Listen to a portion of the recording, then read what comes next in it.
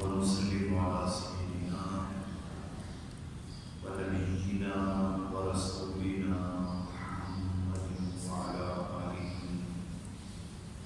وأصحابه أجمعين.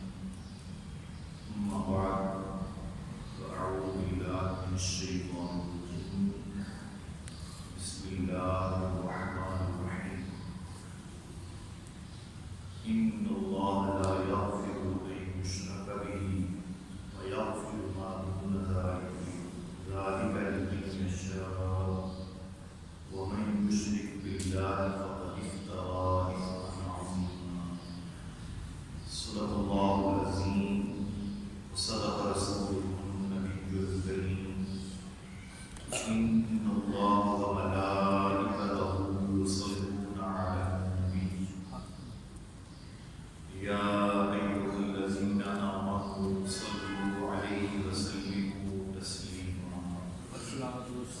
الصلاة والسلام عليك يا سيدي يا رسول الله وعلى آلك وأصحابك يا حبيب الله. مولاي صل وسلم دائما أبدا على حبيبك خير الخلق كلهم. هو الحبيب الذي ترجع شفاعته لكل هول من الأهوال والمحن. مولاي صل وسلم دائما أبدا على حبيبك خير الخلق كلهم. وإن من جودك الدنيا وضرها ومن علومك علم اللوح والقلم. مولاي صل وسلم دائما أبدا على حبيبك خير الخلق كلهم. يا رب بالمصطفى بلغ مقاصدنا واغفر لنا ما مضى يا واسع الكرم. مولاي صل وسلم دائما أبدا على حبيبك خير الخلق كلهم. بلغ العلا بكماله كشف الدجى بجماله حسنت جميع خصاله.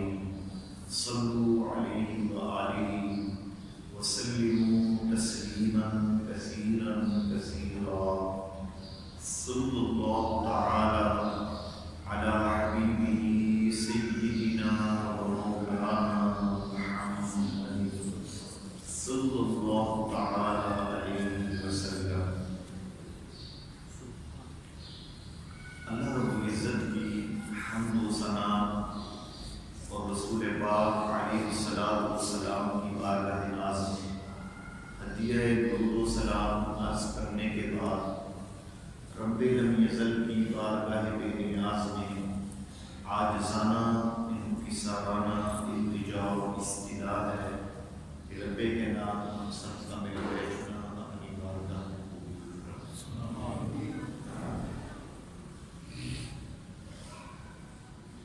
اللہ رب العزت نے بعض چیزوں پر فضیلت سے نوازا ہے.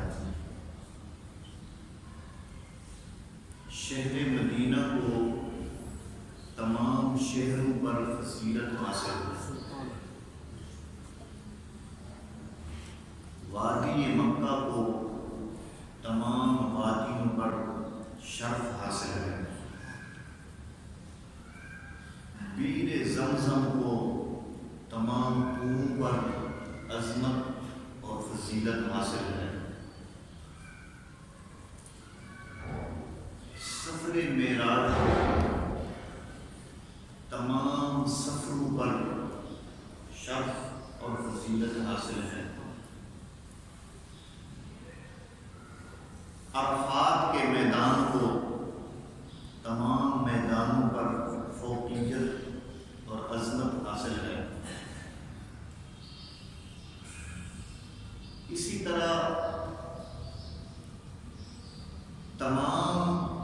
انسانوں میں مؤمنین کو باقی تمام انسانوں پر فضیلت حاصل ہے، اور مؤمنین میں سے پھر اولیاء کو تمام مومنوں پر فضیلت حاصل ہے۔ پھر ایک صحابی کو تمام ولیوں غوثوں قطبوں پر عظمت اور فوقیت حاصل ہے۔ پھر ایک نبی کو تمام صحابہ پر عظمت اور شرافت حاصل ہے۔ پھر ایک رسول کو تمام نبیوں پر شرف اور عظمت حاصل ہے۔ پھر اولو العزم رسول کو تمام رسولوں پر عظمت اور فوقیت حاصل ہے۔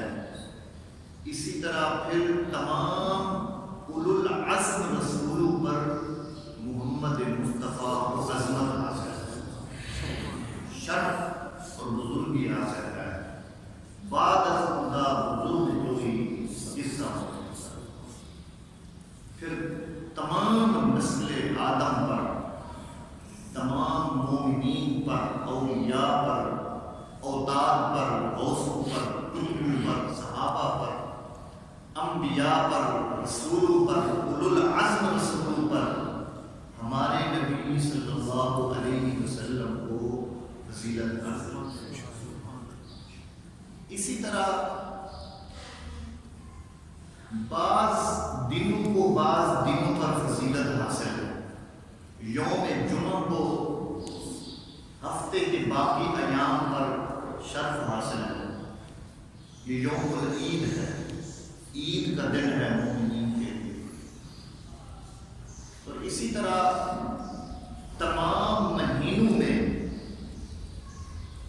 رمضان المبارک کو باقی سب 11 مہینوں پر شرف حاصل ہے، بزرگی اور عظمت حاصل ہے۔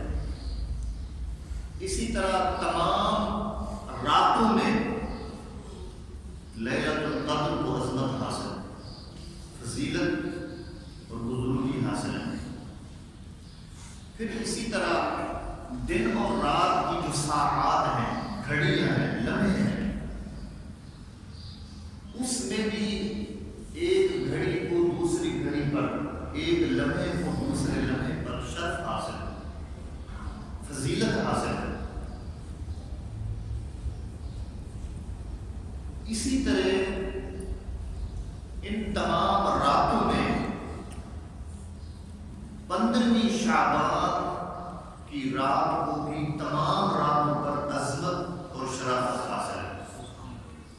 یہ بھی بہت بزرگی والی، عظمت والی، فضیلت والی، شرف والی رات ہے۔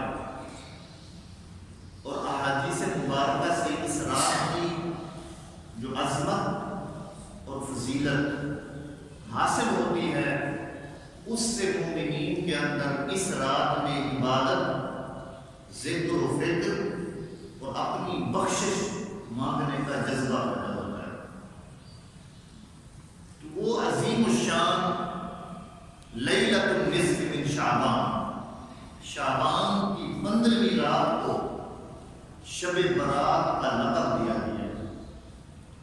اور برات کا معنی ہوتا ہے چھٹکارا، آزادی۔ تو اللہ رب العزت اس بابرکت رات میں اپنے لاکھوں بندوں کو جہنم کے عذاب سے چھٹکارا نصیب کرتا ہے، آزادی اور خلاصی عطا فرماتا ہے۔ اس وجہ سے اس رات کو شب برات کا لقب دیا گیا ہے، جو ابھی ہمارے سر پر سایہ فضا ہونے والی ہے، 15ویں شعبان کی رات۔ تمام مکاتب فکر کے فقہا، جمیع مکاتب فکر کے فقہا کا یہ متفق علیہ مسئلہ ہے، اتفاق ہے، وہ کسی مکتب فکر کا بندہ کیوں نہ ہو، تمام فقہا کا اس بات پر اجماع ہے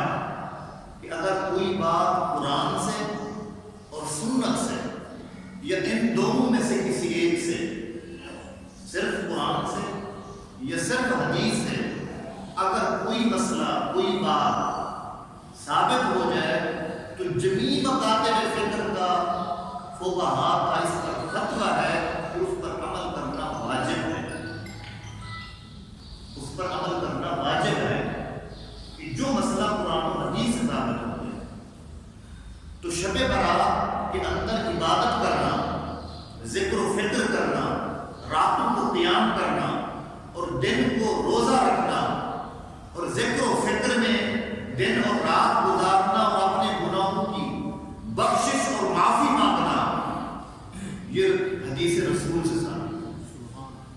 یہ ایسی کوئی من گھڑت تصور نہیں ہے، یہ کسی کی وضع کردہ یہ تخیل نہیں ہے کہ آج کل بعض لوگوں کے ذہن میں یہ خیال دوڑتا ہے کہ یہ عمل صحابہ نے نہیں کیا، اسلاف نے نہیں کیا، یہ ایک اس دور کی 15ویں 14ویں صدی کی ایک رسم پیدا ہو گئی ہے، مسجدوں میں جمع ہو جانا اور ذکر فکر کرنا، نعت خوانی کرنا اور ساری رات قیام کرنا۔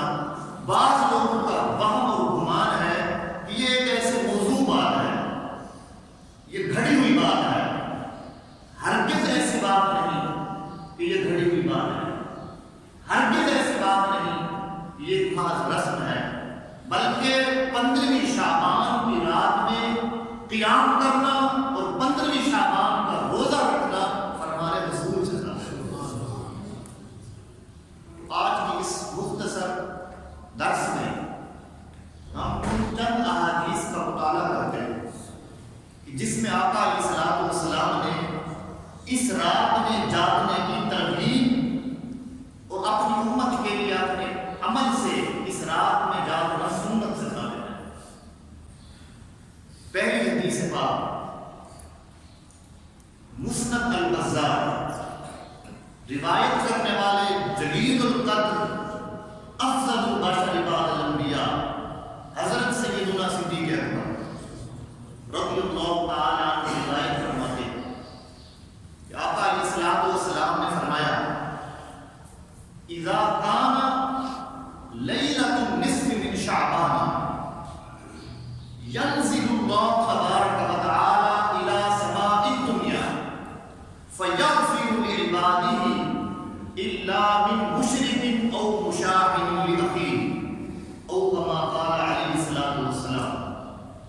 حضرت صدیق اکبر رضی اللہ تعالی عنہ فرماتے ہیں کہ آقا علیہ الصلوۃ والسلام نے فرمایا، اذا كان ليلة النصف من شعبان، جب 15ویں شعبان کی رات آتی ہے، ينزل الله تبارك وتعالى الى سماء الدنيا، اللہ رب العزت کی ذات اپنی شان کے لائق آسمان دنیا پر نزول اجلال فرماتا ہے۔ آسمان دنیا پر اللہ رب العزت اپنا تجلی فرماتا ہے۔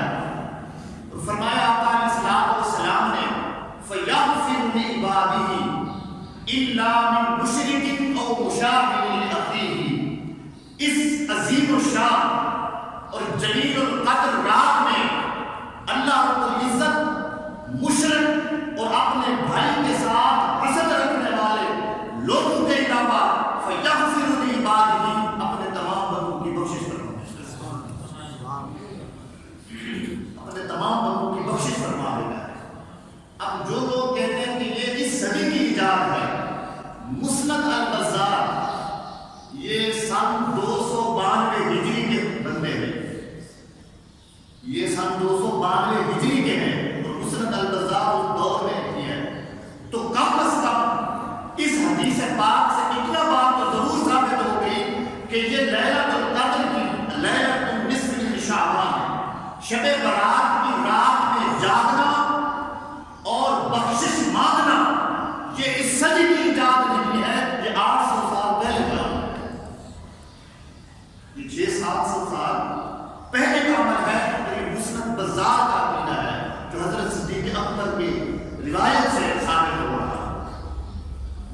اور دوسری حدیث جس کی روایت کرنے والے حضرت مولا مرتضیٰ رضی اللہ تعالی عنہ حضرت علی کرم اللہ وجہہ الکریم، اور یہ حدیث درج ہے سنن ابن ماجہ میں، باب صوم فی شعبان، یہ سنن ابن ماجہ میں یہ حدیث درج ہے، روایت کرنے والے حضرت علی کرم مرتضیٰ رضی اللہ تعالی عنہ کے فرماتے ہیں، قال رسول اللہ صلی اللہ علیہ وسلم اذا كانت لیلۃ النصف من شعبان، کہ 15ویں شعبان کی رات آتی ہے، جب 15ویں شعبان کی رات آتی ہے، آقا علیہ الصلوۃ والسلام نے فرمایا جب یہ رات آ جائے قوموا لیلھا وصوموا نہارھا، کہ اس رات میں رات کو قیام کیا کرو اور دن کو روزہ رکھا کرو۔ تو آقا علیہ الصلوۃ والسلام کی اس جملے سے قوموا لیلھا، رات کو قیام کیا کرو، وصوموا نہارھا، اور اس کے دن کو روزہ رکھا کرو، تو اس جملے سے جو ٹوک بات ثابت ہو گئی کہ 15ویں شعبان میں رات کو کھڑے ہو کر نوافل پڑھنا، ذکر و اذکار کرنا، قیام کرنا اور اللہ رب العزت سے بخشش کی دعائیں مانگنا، یہ ساری چیزیں آقا علیہ الصلوۃ والسلام کی فرمان سے ثابت ہوئی۔ قوموا لیلھا، رات کو قیام کرو، چلو بندہ نعت نہ پڑھے، تلاوت نہ کرے، قوموا لیلھا کا کیا مطلب ہے کہ ساری رات نوافل میں گزارو، فرائض پڑھو، نوافل پڑھو، وصوموا نہارھا، اور جب صبح ہو جائے تو اس کا روزہ رکھو۔ اور آقا علیہ الصلوۃ والسلام کا اس حدیث باتیں مکمل کرتا ہوں، بیچ میں اس حدیث کو سنو کہ اس دن کے روزے کی کیا فضیلت ہے۔ 15ویں شعبان کا جو روزہ ہے، آقا علیہ الصلوۃ والسلام نے ارشاد فرمایا کہ جو شخص 15ویں شعبان کا روزہ رکھتا ہے، اللہ رب العزت اس کو دوزخ کی آگ سے دور کر دیتا ہے۔ سارے لوگ جب سے ہوش سنبھالتے ہیں، جتن کرتے ہیں، محنت کرتے ہیں، مجاہدہ کرتے ہیں، عبادات کرتے ہیں، ریاضات کرتے ہیں، رزق حلال کماتے ہیں اور تلاوت کرتے ہیں اور شریعت کے پل صراط پر چلتے زندگی گزارتے ہیں، مقصد یہ ہوتا ہے کہ یہ وجود جہنم کی آگ سے بچ سکے۔ آقا نے آسان وظیفہ بتا دیا، 15ویں شعبان کا روزہ رکھو، اللہ تمہیں دوزخ کے عذاب سے نجات عطا فرمائے۔ صوموا نہارھا، اس کے دن کا روزہ رکھا۔ اور آقا علیہ الصلوۃ والسلام کا معمول تھا کہ آپ شعبان میں کثرت سے روزہ رکھتے۔ حضرت اسامہ بن زید رضی اللہ تعالیٰ عنہ روایت کرتے ہیں، کہتے ہیں قلت یا رسول اللہ صلی اللہ علیہ وسلم، میں نے عرض کیا رسول اللہ صلی اللہ علیہ وسلم، آپ کثرت سے شعبان المبارک میں روزے کیوں رکھتے ہیں جبکہ آپ دوسرے مہینوں میں اس طرح اہتمام کے ساتھ روزے نہیں رکھتے؟ کیا وجہ ہے کہ آپ شعبان المعظم میں کثرت سے روزے رکھتے ہیں؟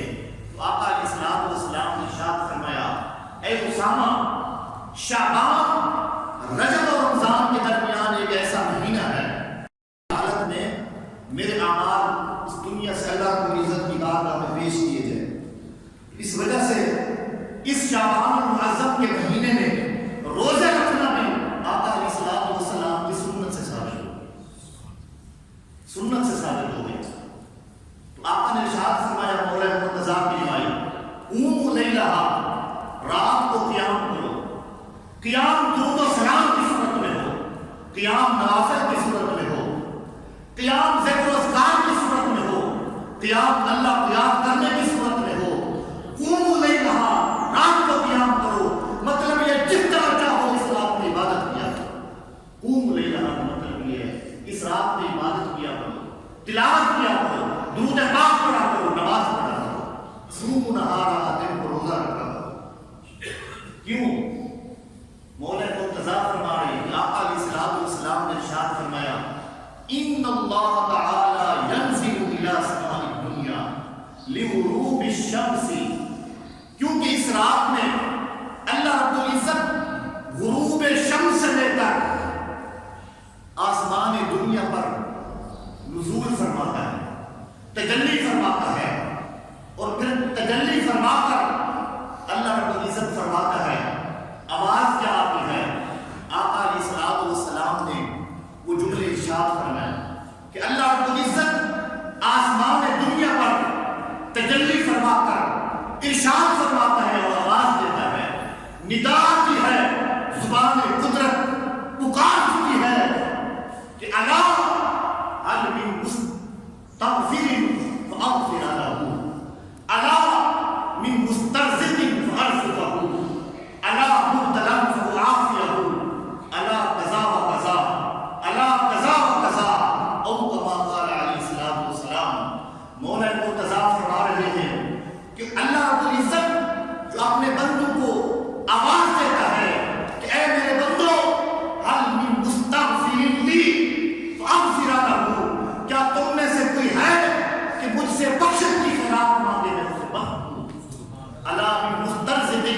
فارزقه، اے میرے بندو کیا تم میں سے کوئی ایسا بندہ ہے کہ مجھ سے رزق کی خیرات مانگے، میں رزق کے خزانے سے اس کی گود بھر دوں؟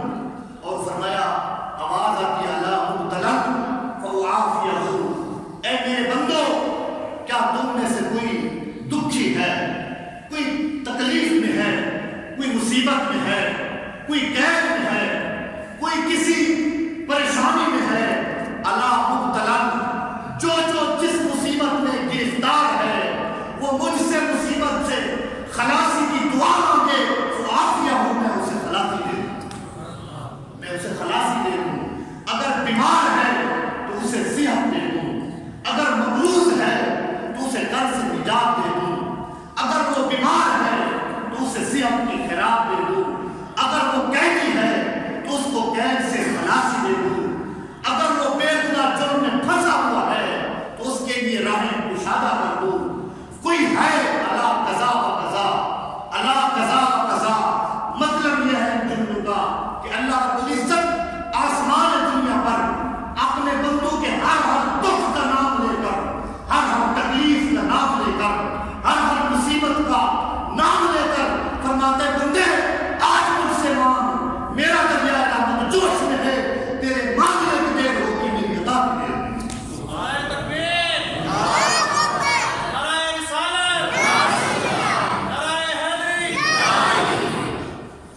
اس طرح یہ حتی یطلع الفجر یا حتی یطلع الشمس، یہ سلسلہ کب تک رہتا ہے؟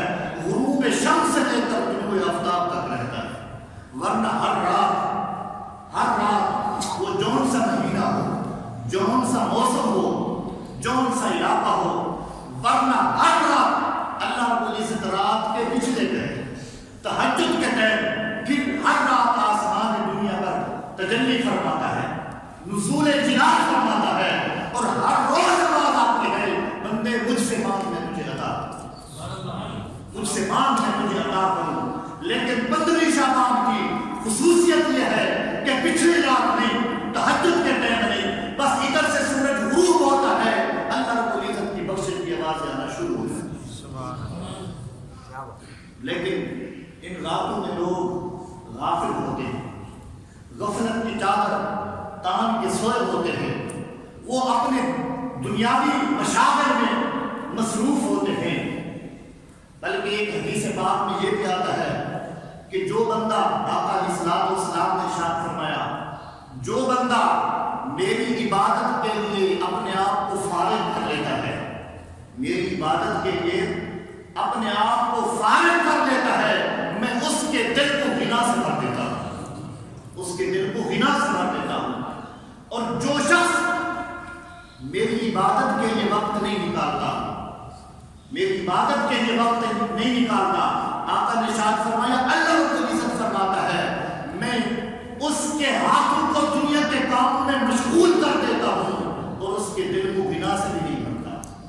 وہ سیم و زر کے انبار لگا کر بیٹھا ہو اور اس کے پاس پیسوں کی کمی نہ ہو، درہم و دنانیر کی کمی نہیں ہوتی، ہر چیز واضح مقدار میں موجود ہوتی ہے، کیونکہ وہ اللہ کی عبادت کے لیے وقت نہیں نکالتا، اس وجہ سے نہ کبھی اس کا دل بھر سکتا ہے نہ اس کی کھوپڑی بھر سکتی ہے۔ وہ مزید اکٹھے کرنے کے چکر میں رہتا ہے، وہ مزید سمیٹنے کے وہ طریق میں رہتا ہے کہ کس طرح جمع کروں، حالانکہ اس کے تکیے بھی پیسوں سے بھرے ہوئے ہوتے ہیں، اس کے بینک بیلنس بھی، اکاؤنٹ بھی پیسوں سے بھرے ہوتے ہیں، لیکن اس کا دل بے نیازی سے آگے خالی ہوتا ہے۔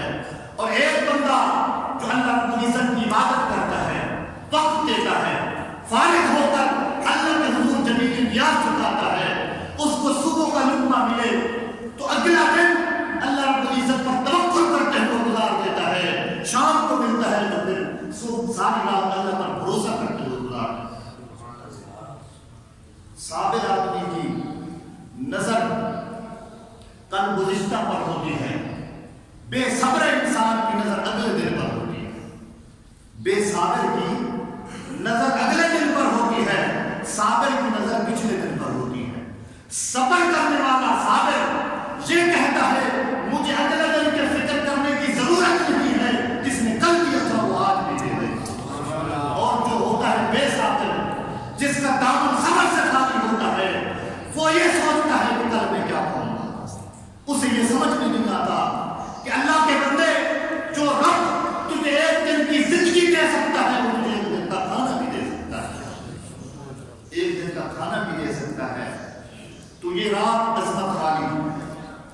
یہ رات برکت والی ام المؤمنین حضرت عائشہ صدیقہ رضی اللہ تعالی عنہ فرماتی ہیں کہ ایک رات میں بیدار ہوئی تو بستر پر آقا علیہ الصلوۃ والسلام کو نہ پایا، بستر پر نہ پایا تو میں گھر سے باہر نکلی، تلاش کرتی ہوئی تو میں کیا دیکھتی ہوں کہ آقا علیہ الصلوۃ والسلام جنت البقیع میں، جنت البقیع جو مدینہ طیبہ کا قبرستان ہے، آقا علیہ الصلوۃ والسلام اس قبرستان میں موجود ہے اور سر مبارک آسمان کی طرف اٹھایا ہوا ہے اور آقا علیہ الصلوۃ والسلام کو آمد ہے۔